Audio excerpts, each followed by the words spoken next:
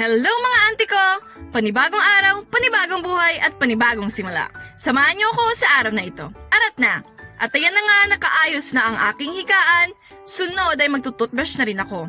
Kuskus dito, kuskus doon para pagkausap si crush may bango. Char! Hinatid ko na ang paborito kong kapatid sa eskwelahan. Kahit lagi kami nag-aaway, mahal na mahal ko yan. Pagbalik, oras na para maglinis at magligpit ng mga kalat na hindi ko naman kinalat. Char! Linis-linis din pag may time para maging maayos ang pag-iisip, emosyon at aking pananaw sa buhay. Pagkalipas ng 3 oras, sinundo ko na naman ang paborito kong kapatid kasi dalawa lang naman kami.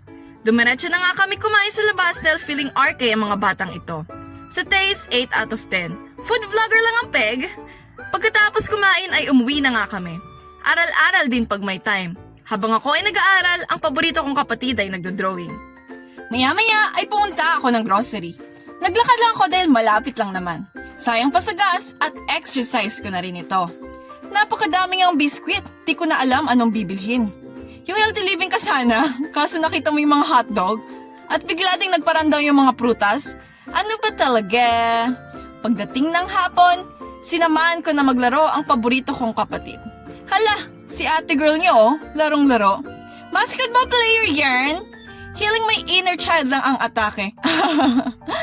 Takbo-takbo kahit papaano para tumibay ang aking mga buto. Igiling-giling hanggang matunaw ang dapat na tunawin. Napakagaling nga mag-balance ng paborito kong kapatid sa scooter niya. Nag-one hand pa. Good job ka bro. Si ate girl ay naglalaro ng luto-lutoan. Char!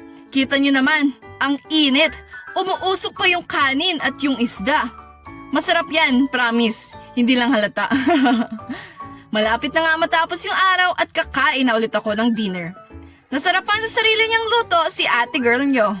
Toothbrush ulit, kuskus dito, kuskus doon. At inayos ko na ang aking higaan. Hello mommy bear and hello baby bears. Yun lamang sa araw na ito at laging tatandaan na ang buhay ay hindi weather-weather lang. Ikaw ang responsable sa takbo ng iyong buhay.